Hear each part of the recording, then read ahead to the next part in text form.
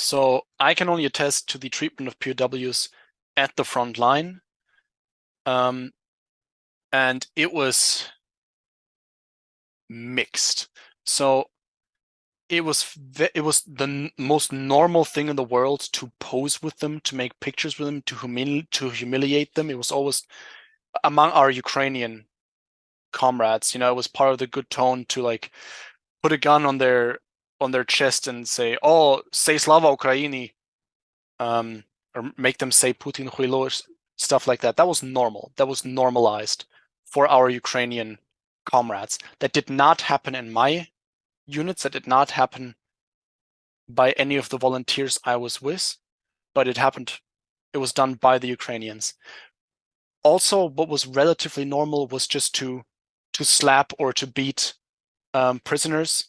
Sometimes if they weren't doing anything fast enough, sometimes just because you felt like it or because somebody felt like it and just went past him, slapped him on the head, stuff like that. What I did see on one occasion was, and those were the Spetsnaz guys. One was beaten. Ukrainian comrade, he put him on his knees. He made him beg for his life. He stabbed him in the thigh with a knife, and then sent him on his way. And later that same day, I don't remember who it was. It was not the same guy. It was someone else. They took 3 prisoners of war in the nearby forest, and you could just hear, and they came back without prisoners. I think you can fill in the blanks.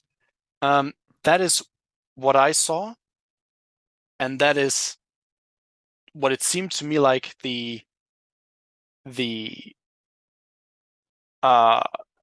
deeds of individuals, so individual war crimes. There was actually an investigation launched by the unit into who killed the prisoners, into mistreatment of prisoners. However, I'm not aware that any kind of consequences were resulted from that.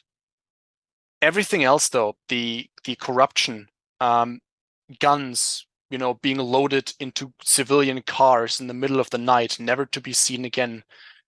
Bayonets that were supposed to be there, that at some point just dematerialized.